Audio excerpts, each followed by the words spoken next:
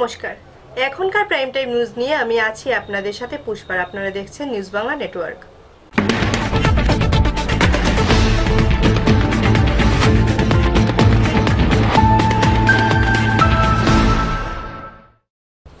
এখন খবর বিস্তারিত। আবারও নাবালিকা ধর্ষণের ঘটনা ঘটল রাজ্যে। ঘটনা কৈলাসহর মহকুমার শ্রীনাথপুর গ্রামে। ধর্ষণের অভিযোগে 3 নাবালককে গ্রেপ্তার করেছে পুলিশ। এই ঘটনায় চাঞ্চল্য বিরাজ করছে গোটা কৈলাসহর মহকুমায়। কৈলাসহর মহকুমার অধীনে ইরানি থানার অন্তর্গত শ্রীনাথপুর গ্রামে 7 বছরের এক নাবালিকা মেয়েকে ধর্ষণ করেছে 3 নাবালক ছেলে। ধর্ষিতা নাবালিকা এবং 3 নাবালক সবার বাড়ি শ্রীনাথপুর গ্রামে। এই ঘটনায় ইরানি থানায় একটি মামলা রেজিস্ট্রি হয়েছে। মামলা নাম্বার হলো IRN/PS/016/2019, 341, 376, 34 IPC and POCSO act 2012। এই ধারাগুলি পুলিশ এই মামলায় প্রয়োগ করেছে। থানায় মামলা হবার পর ইরানি থানার পুলিশ 3 নাবালককে গ্রেপ্তার করে। এ ব্যাপারে ইরানি থানার সেকেন্ড ওসি চৈতন্য রিয়াং জানান, 3 নাবালককে গ্রেপ্তারের পর পুলিশের কাছে 3 নাবালকই ঘটনা স্বীকার করেছে। অর্থাৎ এরা 3 জনই নাবালিকাকে জোর করে ধর্ষণ করেছে বলে স্বীকার করেছে। পুলিশ জিজ্ঞাসাবাদের পর 3 নাবালককে কৈলাসহর সিজিএম কোর্টে প্রেরণ করে। আদালতের নির্দেশ মতে পুলিশ 3 নাবালককে ধর্মনগর হোমে পাঠিয়ে দেয়। ধর্ষিতা মেয়েটি গুরুতর অবস্থায় বর্তমানে ঊনকোটি জেলা হাসপাতালে চিকিৎসাধীন রয়েছে। ইরানি থানার জুরিসডিকশনে জায়গার নাম হইল শ্রীনাথপুর। এখানে এক নাবালিকা মেয়ের রেপ করেছে। যেগুলা রেপ হয়েছে এটা তো আসামিও সব নাবালক। তো এটা বলে আমরা ইরানি পিএস একটা কেস রেজিস্ট্রেশন হয়েছে। আমরা তারা নাবালক যারা একিউজ আছিল তারা এপ্রিহেন্ড করছি। এপ্রিহেন্ড করার পরে তারা কোর্টে তোলার পরে এটা তাদেরকে ধর্মনগর হোমে অর্ডার হওয়ার পরে আমরা ধর্মনগর হোমে এটা আমরা দিয়ে দিচ্ছি। নাবালক কয়জন আসলো? নাবালক 3 জন আছে। মেয়েটাও কি নাবালক? মেয়েটা নাবালিকা। কয় বছরের নাবালিকা? তো অনুমান 7 বছর। তো তারা 3 জনই জড়িত আসলো? হ্যাঁ, তারা 3 জনই জড়িত। তদন্ত চলছে। তার বিরুদ্ধে আরো কত এভিডেন্স আছে এটা তদন্তের আয়ু এটা কইতে পারবে। 7 বছরের নাবালিকা ধর্ষণের ঘটনায় ইরানি থানা এলাকা সহ গোটা কৈলাসহর মহকুমায় চাঞ্চল্য তৈরি হয়েছে। 3 নাবালকের মধ্যে 12 বছরের এবং 15 বছরের আপন 2 ভাই রয়েছে। তাছাড়া অপর নাবালকটি 11 বছরের। নাবালিকা মেয়েটির সঙ্গে 3 নাবালক একসাথে এলাকার একটি ছোট মাঠে খেলছিল। এই খেলার মাঠ থেকে 3 জন মিলে মেয়েটিকে 11 বছরের নাবালকের বাড়িতে নিয়ে ধর্ষণ করে। কৈলাসহর থেকে দেবাশিস দত্তের রিপোর্ট, নিউজ বাংলা। বৃহস্পতিবার থেকে আগরতলার বিএড কলেজে শুরু হয়েছে ভোটকর্মীদের নিয়ে প্রশিক্ষণ কর্মসূচি। এতে মোট 150 জন ভোটকর্মী অংশ নিয়েছেন। লোকসভা নির্বাচনকে সামনে রেখে জোর প্রস্তুতি শুরু করেছে রাজ্য নির্বাচন কমিশন। ইভিএম ও ভিভিপ্যাট মেশিনের ব্যবহার সম্পর্কে সচেতনতা বৃদ্ধি করার পাশাপাশি এখন ভোট কর্মীদের প্রশিক্ষণ চলছে। বৃহস্পতিবার আগরতলার বিএড কলেজ সহ 4টি জায়গায় শুরু হয়েছে প্রশিক্ষণ কর্মসূচি। সদরের সবগুলো বিধানসভা কেন্দ্রের প্রিসাইডিং অফিসারদের নিয়ে এই কর্মশালা শুরু হয়েছে। বিএড কলেজের 4টি রুমে প্রশিক্ষণ চলছে। নির্বাচন কমিশনের এক আধিকারিক জানান, সকালে মোট 150 জন ভোটকর্মী অংশ নিয়েছে। এখানে আমরা লোকসভা ইলেকশনের জন্য পোলিং পার্সোনাল আজকে সেকেন্ড দিন প্রেসাইডিং অফিসাররা ট্রেনিংতে চলতেছে এই বিএড কলেজে। আমরা এরকম 4টা ভেনিউতে সিলেক্ট করছি। ওয়ান অফ দ্য ভেনিউস এই বিএড কলেজ। প্রত্যেকটা ভেনিউতে 4টা করে রুমে ট্রেনিং হইতেছে। ডিএলএমটিসরা আছে, আইটি নোডাল অফিসার্সরা আছে। তো এটাই আজকে আমাদের এখানে এখন অবধি অ্যাটেন্ডেন্সে চেক করে দেখলাম 150 জন আছে। তো আশা করি অনেকজন যারা অ্যাপয়েন্টমেন্ট পাওয়ার লগেই আজকে দিন তো আছে। আমার মনে হয় উই হোপ দ্যাট তারা এই অ্যাটেন্ড করবে, পজিটিভলি অ্যাটেন্ড করে প্রিপেয়ার থাকবো ইলেকশনাল ডিউটির জন্য। সব সদরের নাকি অন্য জায়গায়? এইখানে আমরা এই ট্রেনিং ভেন্যুতে 4 বরজলা আর 6 আগরতলাটা করাইতেছি। বিভিন্ন অন্য সেন্টারে এইভাবেই হইতেছে। সদর যে হইতেছেন এটা অবভিয়াসলি পোস্টেড ইন সদর। হ্যাঁ, ওয়েস্ট ডিস্ট্রিক্টে পোস্ট রিলিজ করেছে। আমরা ম্যাক্সিমাম সদরটাই নিতেছে, আমরা সাব ডিভিশনটাই এখন আপাতত করতেছি। আমার নাম রিঙ্কুরিয়া, আমি সাব ডিভিশনাল ওয়েলফেয়ার অফিসার কাম ম্যাজিস্ট্রেট, এই ট্রেনিং ভেনিউর ইনচার্জ। আগরতলা প্রতিনিধি রিপোর্ট, নিউজ বাংলা। লোকসভা নির্বাচনকে সুষ্ঠুভাবে সম্পন্ন করতে নির্বাচন দপ্তরের উদ্যোগে রাজধানীর প্রজ্ঞা ভবনে হয় এক সেমিনার।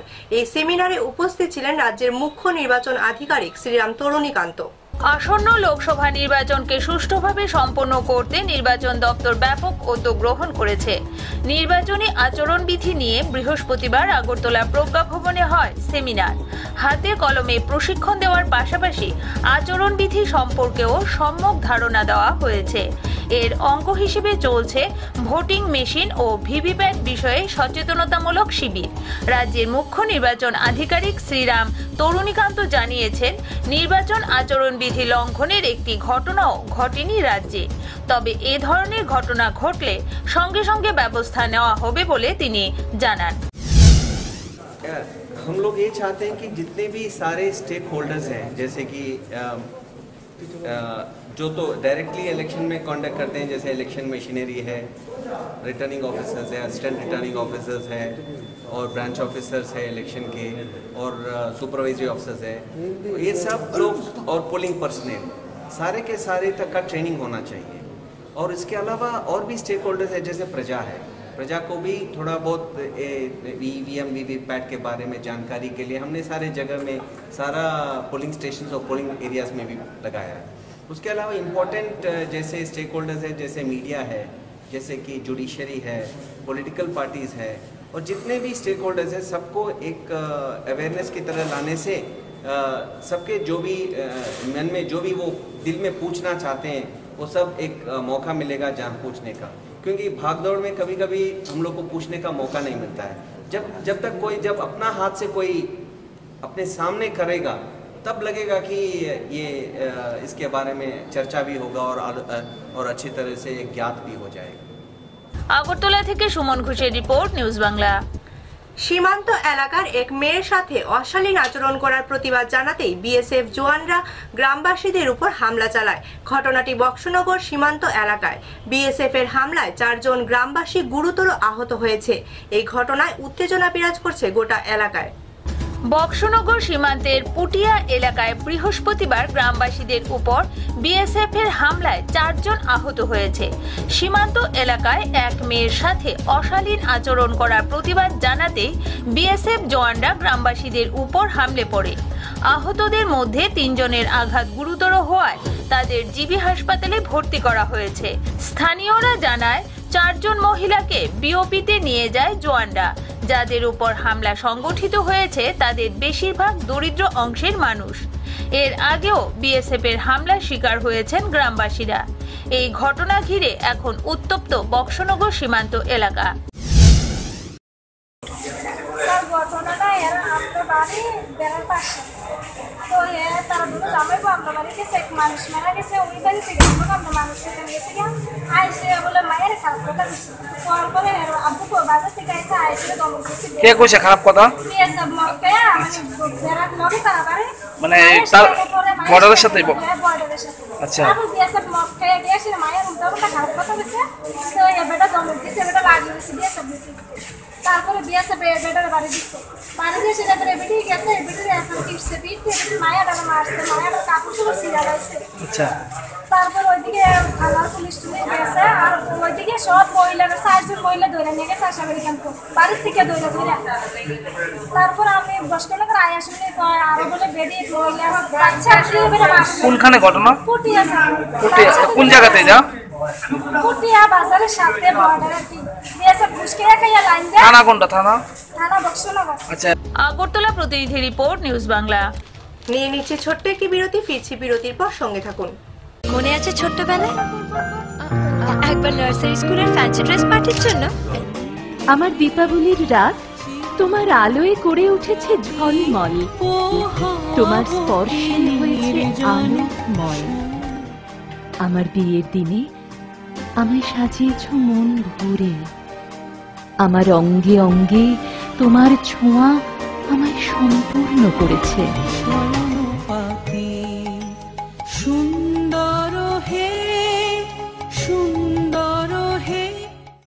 ছোট্টবেলায় একবার নার্সারি স্কুলের ফ্যান্সি ড্রেস পার্টির জন্য। আমার দীপাবলির রাত তোমার আলোয় করে উঠেছে ঝলমল, তোমার স্পর্শে হয়েছে আলোকময়। আমার বিয়ের দিনে আমায় সাজিয়েছ মন ভরে, আমার অঙ্গে অঙ্গে তোমার ছোঁয়া আমায় সম্পূর্ণ করেছে।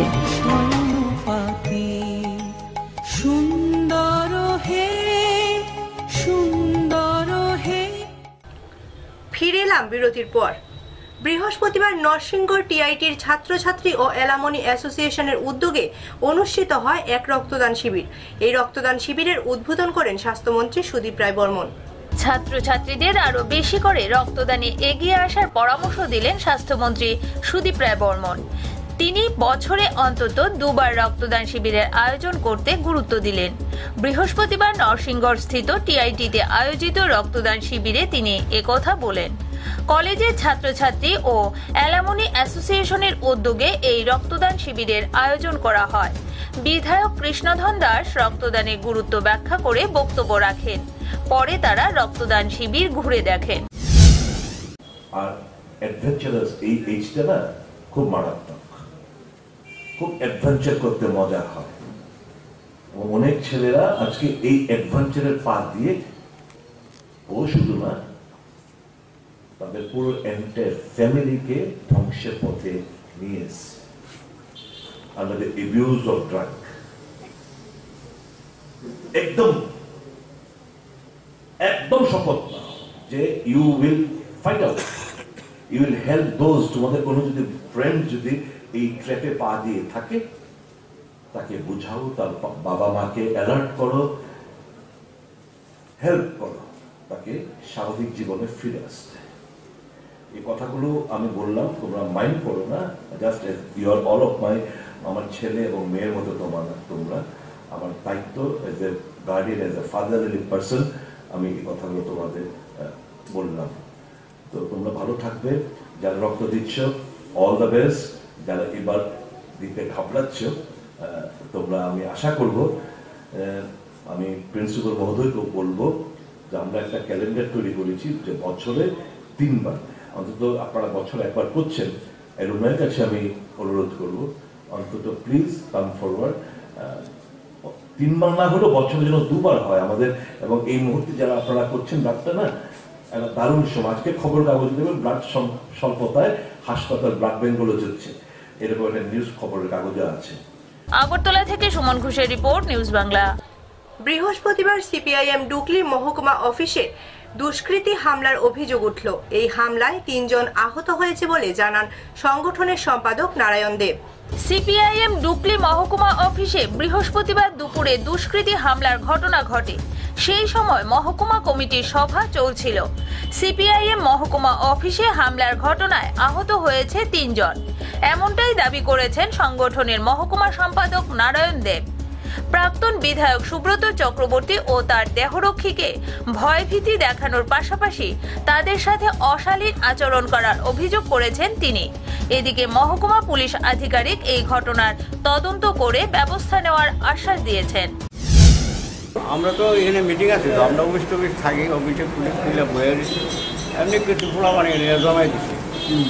জমাতে অনেক পরে আমরা পরে দাঁড়া দেখলো, দাঁড়া এলো দিকে, এরপর থানা ফোন করলো, ফোন করে সেটা দিকে লোক আইতেছে, থানা লোক আইসে পরে দেওয়া লোক আইসে এসে এই উদ্যোগে আরম্ভ করছে, বাইক দিয়ে আরম্ভ করেছে, আইডিয়া আরম্ভ করে দিচ্ছে। কী দিয়ে দিচ্ছে? এটাও মদের বোতল সব এখান থেকে ভারত থেকে কী জানে কীটা করছে তার কতজন আসছিল লোক? তো অনেকগুলি লোক ভাই, 100 লোক না, এক দেশ মাই ধাপ দিয়ে যেত বেঙ্গলের মতন ইয়ে করে। ভিতরে ঢুকছেন? ভিতরে না, ভারত থেকে ভিতরে ঢুকতে পারছে না, গেট লাগানো আছে। আমি গেট লাগালাই, আমার তো মিটিং চলছিল। এটা আমি মিটিংয়ের কথা বলতে পারতাম না, তারা পার্টির মিটিং, এই মিটিং। আপনারা কারোর আহত করছেন? তারা না, এমনি এইটা পড়ছে, বললে একটা গুরুত্ব আহত হয়েছে না। অশ্লীল পাশে গালাগালি করে হারা, এসব বাসা আমরা প্রয়োগ করতে পারব নাকি? এসব বাসা আমরা প্রয়োগ করতে পারতাম না। বালতি পোলা পানারি কি মনে করছে তারা? তারা মনে করছে সিপিএম পার্টি হচ্ছে মরে গেছে, এখনো মরে না পার্টিটা। অনুমানিক 10:45-এ আমাদের থানাতে ইনফরমেশন এসেছে যে 60-70 জন এই হাপানিয়া পার্টি অফিসের কাছে সামনে গ্যাদারিং হয়ে ইট পার্টিকেল ছুটছে।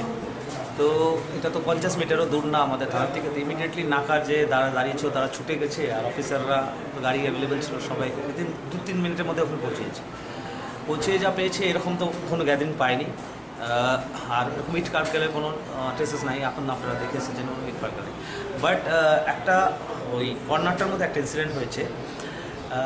XMLA রামু দাসের পিজি সুশান্ত দাস, ওনাকে মানে 2-4 জন পোলাপানের সঙ্গে একটা ধস্তাধস্তি হয়েছে। এর মধ্যে হয়তো যা বলছেন 2 চর ওনাকে মেরেছে, ওনার মোবাইলটা ছিনে ফেলে দিয়েছে। তো আমার অফিসাররা গিয়ে তখন মোবাইল খুঁজে বের করে ওনাকে দিয়ে দিয়েছে। তো এখন তো সিচুয়েশন কন্ট্রোলে আছে, কিন্তু ওনারা কমপ্লেন দিয়েছে, আমরা যেরকমই কমপ্লেন দিয়েছে ওই সেকশনে আমরা কেস রেজিস্টার করেছি। এখন তদন্ত দেখা যাবে। কিন্তু আমরা 3 to 5 মিনিটসে গেছি, এরকম কোনো অ্যাকচুয়ালি গ্যাদারিংও দেখা হয়নি, আর এরকম কোনো ট্রেসও পাইনি। বাট স্টিল বিকজ কমপ্লেন এসেছে, আমরা কমপ্লেনে নিউট্রালি এটা ইনভেস্টিগেট করবো। এখন এফআইআর লজ হয়েছে ওনারা। কারোর বিরুদ্ধে এফআইআর করা হয়েছে কি? হ্যাঁ, বিজেপি পার্টি সাপোর্টারদের বিরুদ্ধে এফআইআর করেছে। কতজনের বিরুদ্ধে? 60-70 জন পাবলিক লেখা হয়েছে। এছাড়া স্পেসিফিক কোনো নাম? 5টা নাম দেওয়া হয়েছে।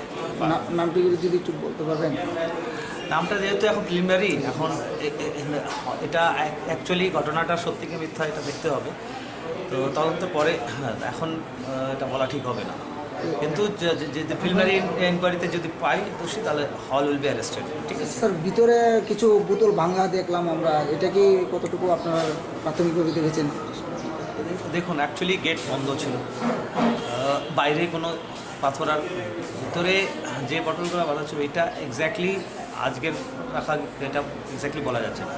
আশেপাশের পাবলিকরা এরকম গার্ডেন দেখেনি, কিন্তু একটা স্কাফল হয়েছে, আমি নামও বলেছি তার সঙ্গে হয়েছে। তো ওটা তো এটা ফ্যাক্ট, এটা কারা করেছে এটা আমরা চিহ্নিত করে এটা অ্যাকশন। স্যার, সাংসদের হাজবেন্ডকে নাকি অ্যাসাল্ট করা হয়েছে এমন একটা অভিযোগ? না, এটা উনি তো এখানে নেই, অ্যাকচুয়ালি এরকম ঘটনা না, এটা একটা গুজব ছড়ানো হচ্ছে। এটা XMLA রামু দাসের পিজি। স্যার, সিসি ক্যামেরা ওইখানে লাগানো ছিল সম্ভবত, আপনারা কি কালেক্ট করবেন ছবিগুলো? কালেক্ট দেখা হয়েছে, কালেক্ট হচ্ছে। এরকম 60-70 জন গ্যাদার হয়ে ইটপাকে হচ্ছে, এরকম কিছু ওখানে পাওয়া যায়নি। বাট স্টিল আমরা এটা কালেক্ট করে যদি ওর মধ্যে এভিডেন্স পাই ওটা অ্যাকর্ডিংলি অ্যাকশন। আগরতলা থেকে সুমন ঘোষের রিপোর্ট, নিউজ বাংলা। বিজেপি গুন্ডামি করবে, তার জবাব গুন্ডামি দিয়েই দিতে হবে। বারাসাত আদালতে সাংবাদিকদের প্রশ্নের উত্তরে বিস্ফোরক মন্তব্য করলেন মদন মিত্র। বিজেপি গন্ডগোল করবে, গুন্ডামি ওরা করবে, আমরা তৈরি আছি। গুন্ডামির জবাব গুন্ডামি দিয়েই হবে। বারাসাত বিশেষ আদালতে এসে সাংবাদিকদের প্রশ্নের উত্তরে বিস্ফোরক মদন মিত্র। ফেডারেল সিস্টেমের ব্যাখ্যা করে মদন মিত্র জানান, লোকসভায় না থাকলেও জনসভায় তিনি থাকবেন। দল ত্যাগ বা অর্জুন সিং ইস্যুতে অকপট মদন জানান, ভোটটা হবে মমতা বন্দ্যোপাধ্যায়কে দেখে, আর বিপুলভাবে জয়ী হবে তৃণমূল। তিনি রায়চকে বৈশাখীর ঘটনায় মন্তব্য করতে রাজি হননি। অন্যদিকে মিমি নুসরাতের বিরুদ্ধে ট্রলকে তিনি গুরুত্বহীন আখ্যা দিয়ে বলেন, প্রচারের প্রথম পর্বেই জনগণের মধ্যে উন্মাদনা রয়েছে। সর্বশেষে আমি গুড় বাতাসায় বিশ্বাসী নই জানিয়ে মদন মিত্র বলেন, বিজেপির গুন্ডামির জবাব গুন্ডামি দিয়েই হবে। বারাসাতে বিশেষ আদালতে সারদা মামলায় হাজিরা দিতে এসে একথা বলেন তিনি। দেখুন, আমি তো পুরো ম্যাটারটা জানি না, আমি না জেনে বলা উচিত নয়। তবে আমি যেটুকুন শুনেছি সেটুকুন হচ্ছে, শোভনবাবুর এই খবর পাওয়ার পরেই সঙ্গে সঙ্গে চিফ সেক্রেটারি, হোম সেক্রেটারি এবং আমাদের দলের পক্ষ থেকেও আমাদের দলের লোকেরাই খবরটা জানার চেষ্টা করেছে। এই ধরনের কিছু হয়েছে বলে স্থানীয়ভাবে কিছু পাওয়া যায়নি। এখন কেউ কাউকে ব্যক্তিগতভাবে কোনো ফোন করলো, কিছু করলো, এটা বলা মুশকিল নেই। দাদা, পলিটিক্যাল লাইফ আর প্রফেশনাল লাইফ, আগের কোশ্চেনটাই বলছি। যদি কেরালে হয় তখন দেখা যাচ্ছে যারা ফিল্ম সেলিব্রিটি তারা দাঁড়াচ্ছেন, তখন কিছু অসুবিধা হচ্ছে না, কিন্তু মিমি নুসরাত এরা দাঁড়ালে এই ব্যাপারটা যদি... এখানেও কোনো অসুবিধা, আমার তো সন্ধ্যা রায় ছিল, সন্ধ্যা রায় ছিলেন, মুনমুন সেন ছিলেন, দেব ছিল। আমি তো কাল দেবের ওখানে গিয়েছিলাম, দেবরায়, আমি তো গিয়ে বলে এলাম। দেবরা মানে হচ্ছে দেবের ডেরা, সেটা হলো ডেবরা। তো কি আছে, কিচ্ছু হবে না। তবে গন্ডগোল করবে, ওরা গুন্ডামি করবে, আর গুন্ডামির জবাব গুন্ডামি দিয়েই হবে। তার জন্য আমরা তৈরি আছি। আর গুন্ডামির জবাব গুন্ডামি দিয়েই হবে। তার জন্য আমরা তৈরি আছি। পশ্চিমবঙ্গ থেকে অর্ঘ্য মাইতির রিপোর্ট, নিউজ বাংলা। বন্দুকে গুলি ভরতে গিয়ে হঠাৎ একটি গুলি বেরিয়ে এসে গুলিবিদ্ধ হয়ে মৃত্যু হল দেবশ্রী ঘোষ নামে এক মহিলা পুলিশ কর্মীর। ঘটনা নদিয়ার কৃষ্ণনগর পুলিশ লাইনে। নদিয়ার কৃষ্ণনগর পুলিশ লাইনে চলল গুলি। ঘটনায় গুলিবিদ্ধ হয়ে মৃত্যু হোমগার্ড দেবশ্রী ঘোষের। সূত্রের খবর, বৃহস্পতিবার সকালে ইভিএম ডিউটিতে যোগ দেওয়ার আগে কৃষ্ণনগর পুলিশ লাইনে বন্দুকে গুলি ভরার সময় হঠাৎই একটি গুলি ফায়ার হওয়ার শব্দ হয়। গুলির শব্দ শুনে অন্যান্যরা ছুটে এসে দেখেন রক্তাক্ত অবস্থায় মাটিতে পড়ে হোমগার্ড দেবশ্রী ঘোষ। পেটে গুলি লাগা দেবশ্রীকে রক্তাক্ত অবস্থায় মাটিতে পড়ে থাকতে দেখে তাকে আশঙ্কাজনক অবস্থায় কৃষ্ণনগর হাসপাতালে ভর্তি করা হয়। পরে সেখানে চিকিৎসা চলাকালীন মৃত্যু হয় তার। ঘটনায় ব্যাপক চাঞ্চল্য ছড়িয়েছে পুলিশ মহলে। কিভাবে ও কার বন্দুক থেকে চলল গুলি তা জানতে তদন্ত শুরু করেছে কোতোয়ালি থানার পুলিশ। পশ্চিমবঙ্গ থেকে অর্ঘ্য মাইতির রিপোর্ট, নিউজ বাংলা। এখনকার মতো প্রাইম টাইম নিউজ এ পর্যন্তই। আমাদের পরবর্তী সংবাদ দেখার জন্য চোখ রাখুন নিউজ বাংলার পর্দায়।